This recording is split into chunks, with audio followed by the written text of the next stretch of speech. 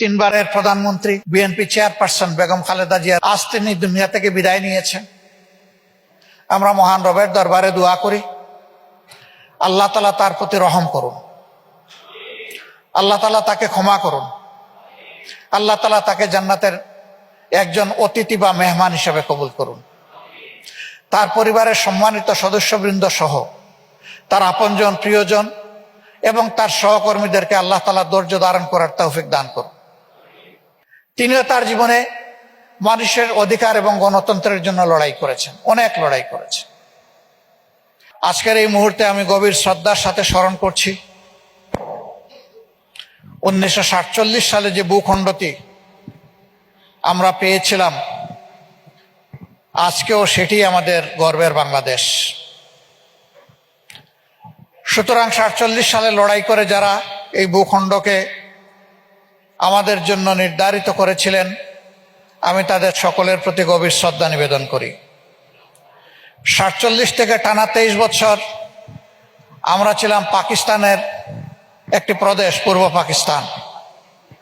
আমাদের উপর পশ্চিম পাকিস্তানের প্রভাবশালী শাসক গোষ্ঠী সেদিন তারা ইনসাফ করেনি, বৈষম্য করেছিল। তাই বৈষম্যের বিরুদ্ধে দ্রোহ ছিল 1970 সাল। সাধারণ নির্বাচন পশ্চিম পাকিস্তানিরা মেনে নেয়নি, মুক্তিযুদ্ধ অনিবার্য হয়ে উঠেছিল। সেই যুদ্ধে যারা জীবন বাজি রেখে লড়াই করেছেন, আমি তাদের সকলের প্রতিও গভীর শ্রদ্ধা নিবেদন করছি।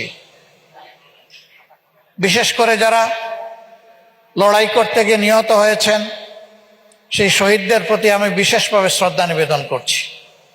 আমি নিজেও একটি শহীদ মুক্তিযোদ্ধা পরিবারের সন্তান।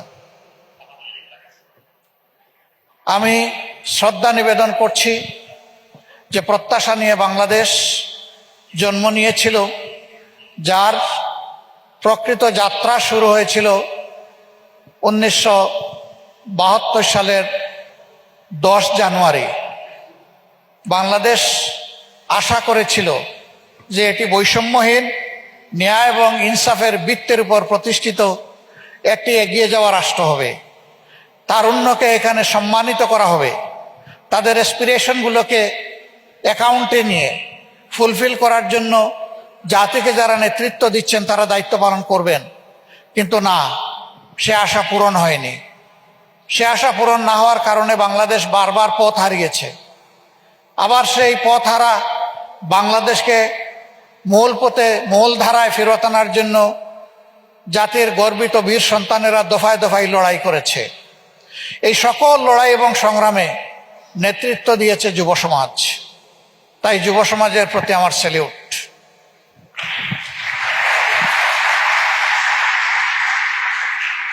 দুনিয়ায় যত জায়গায় পরিবর্তন এসেছে, যুব সমাজের হাত ধরে এসেছে।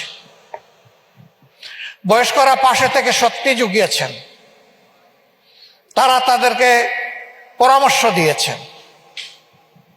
কিন্তু অ্যাকশন যাদের দায়িত্ব ছিল, ময়দানে যারা অ্যাক্টিভিজম করেছে, তারা আসলেই যুব সমাজ।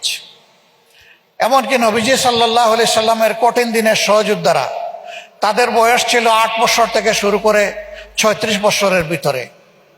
এই বয়সের লোকগুলাই তার সঙ্গে হয়েছিলেন জীবনের চ্যালেঞ্জ নিয়ে। বিশ্ববাসী তার সুবাদে ইনসাফ ভিত্তিক সর্বশ্রেষ্ঠ রাষ্ট্র দেখতে পেয়েছিল। বাংলাদেশের এই প্রত্যাশার অভিযাত্রায় ঘাটে ঘাটে অনেক রক্ত দিতে হয়েছে, জীবন দিতে হয়েছে। অনেক যোদ্ধাকে পঙ্গুত্ব বরণ করতে হয়েছে, যাদেরকে আমরা জিন্দা শহীদ বলে থাকি। বিশেষ করে